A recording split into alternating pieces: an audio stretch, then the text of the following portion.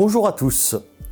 À mesure que les dernières statistiques confirment la résilience de l'activité américaine et que l'inflation reste au-dessus des objectifs de la Réserve fédérale, les perspectives de baisse des taux d'intérêt sont repoussées dans le temps. Certains évoquent même aujourd'hui l'absence d'assouplissement monétaire en 2024.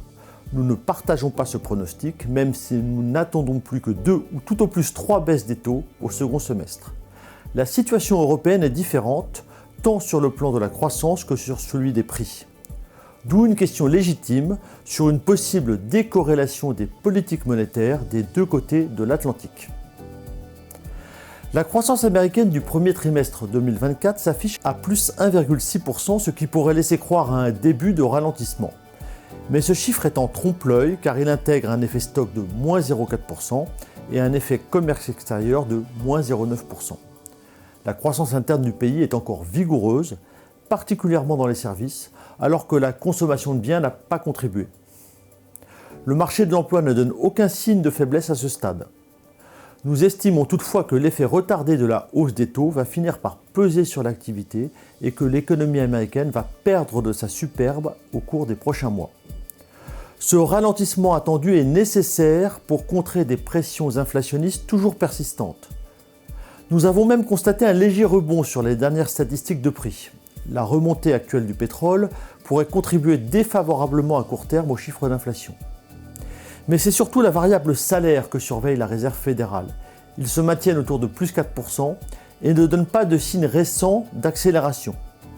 Les prix de l'immobilier et des loyers sont également à surveiller car fort contributeurs de l'indice général d'inflation.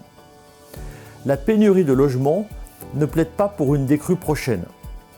Face à ce constat d'une économie résiliente et d'une inflation résistante, la Réserve fédérale modifie son tempo. La baisse des taux envisagée en juin semble désormais exclue. Si notre scénario de ralentissement progressif se matérialise, un premier assouplissement monétaire devrait intervenir à l'automne, suivi d'un ou deux autres d'ici à la fin de l'année.